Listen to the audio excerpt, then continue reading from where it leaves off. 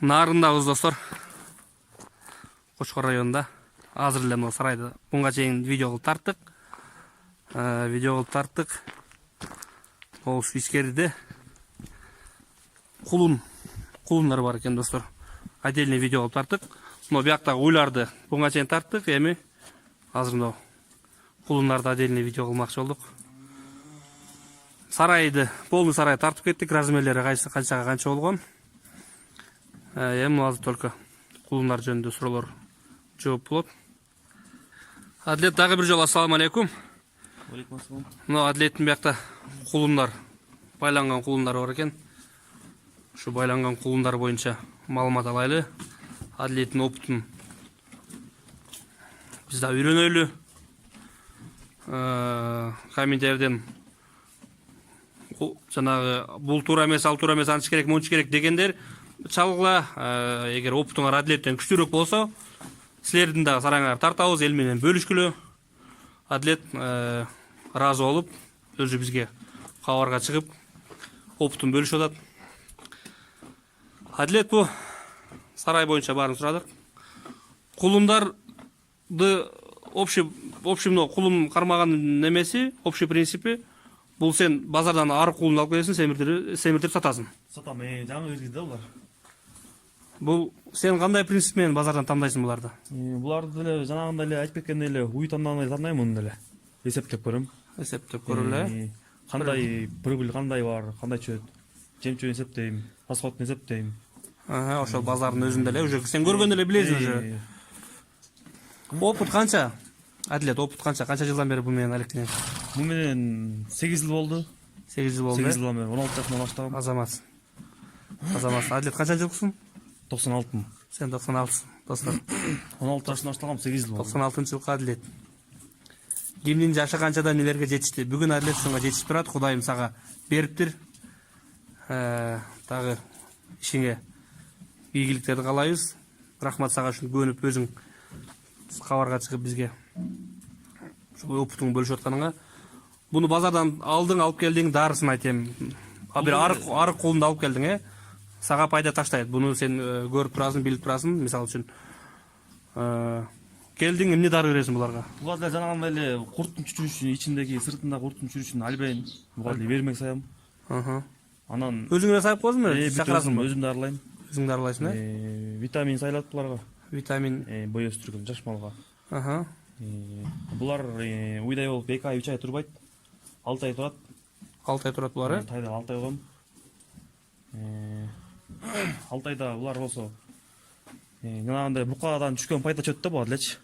Бул букадай эле пайдасы? Пайдасы букадай чөт да. Мисалы, буканы 60 миң сомго алып киргизсең, кийин семирген 90 миң сом болот.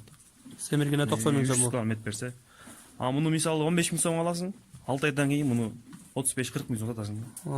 Мындан деле 12-13 миң сом пайда көрөсүң да. 12-13 миң сом пайда көрөсүң, 6 айда. 6 айда түшкөн пайдан көрөсүң да. Мында просто бул азыраак акчаны кармайт да. Мына достор. Азыраак акчаны кармайт, ошо пайда буканын эле пайдасы. Пайдасы. Мисалы 60 миң сомго бир бука алсам, бул 60 миң сомго 4 ай алып киргизип коем да.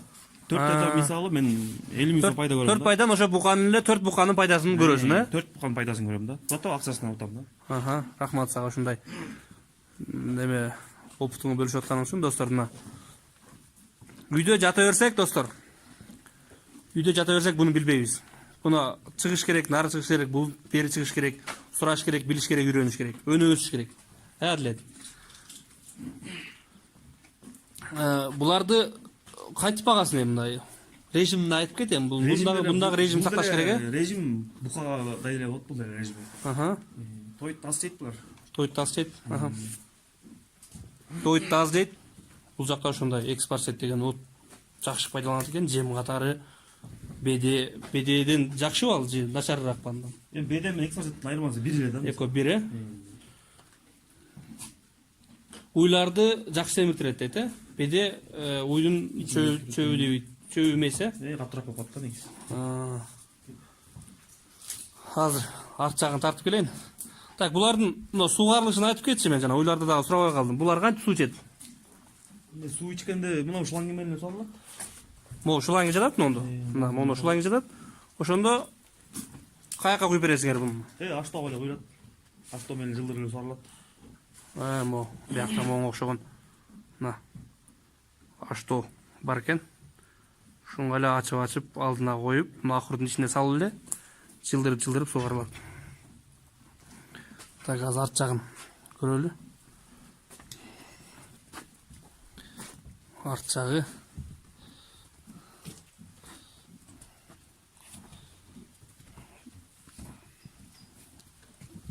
Ушундай болгон кулундар достор.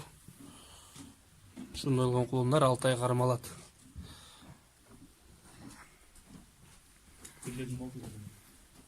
Булар канчадан бери турат эле? Бир жума болду, Bunga çeyinkilerini satıyordun. Satıyordun. Экинчи партия. Бул экинчи партия. Буларчы? Булар деле жаңы келди. Жаңы эле алып келдиң, булар деле. Кунан да бир жак келди. Кунан чоң, Кунан да. Ага. Режимни айтып кетем булардын. Режим эртең менен эмне режим түштү, эмне режим качан канча жемжейт? Эртең менен 1 килограмм жемдейт. 1 килограмм жемдейт, 1 килограмм жем арпа. Тартылган да? Арпанын талканы. 1 килограмм арпа, ары бири. Ошо жана идиш менен эле өлчөнгөн идиш менен эле бересиңер, таразага тартпайсыңар.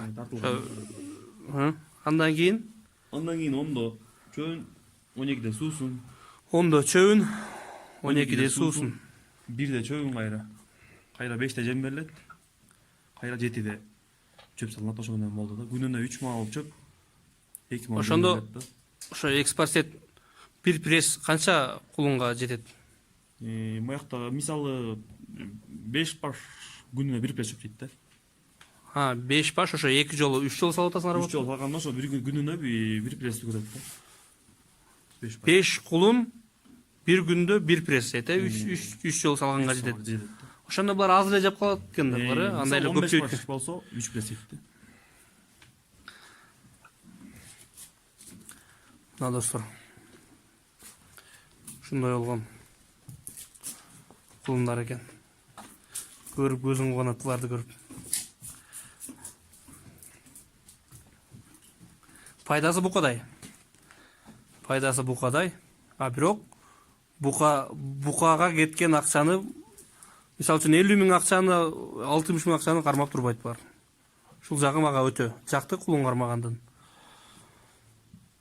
Булар ооруга кандай болот, Адилет? Могу суук болсо сакоо чыгат да, сакоодон эле да. А так могу ысык болсо, жылуу болсо, жылуу жерде тура берет. Но сарайдын асты бияк кандай? Стяжка эле асты. Жөн эле стяжка, Бул эчтеке болбойбу, буга оорубай элеби булар? Жок, пока да оорубай эле, жакшы эле. Но чыгып экспорт тартайлы достор, чөбүн тартайлы сырт жагынан дагы. Достор, мына ошол жанагы чөп экспорт эткен. Мындай сабак болот экен, мондай. Сабактын мондай ичи ачык, мондай. Сабактын ичи ачык. Бул канчадан, Адилет?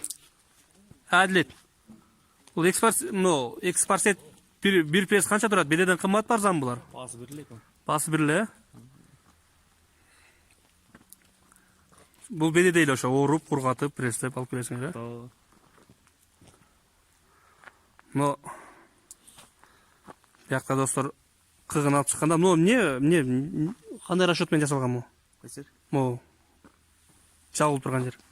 Суунуку. Суунуку, ушул жерден. Так, суунун эмес экен бул. Могу жактан тачка менен алып чыгат. Уйдун, кулундардын кыгын. Бияка мындай резинка ташап коюптур бияка. Резинкабы бул? Жок, резинка эмес экен бул достор. Резинка эмес экен бул. Профиль экен. Жана крыша жапкандай эле профиль экен. Монтип корону толтура кылып төгүп кете бербей, монтип ушул менен чыгат экен. Ошентип жийип бир жерге жийип кете берет экен, көп местаны элебей. жакшы болот экен. Бул деле опыт достор. Ушундай болгон сарайды тарттык. Биз менен чогуу болгула, бар болгула, тынч болгула достор. Ишиңерге ийгилик. Ушундай сарайлар, ушундай үйдө бука кармаган, башка жандыктарды кармагандар болсо, жазгыла, чалгыла. Барыңарга саламу алейкум.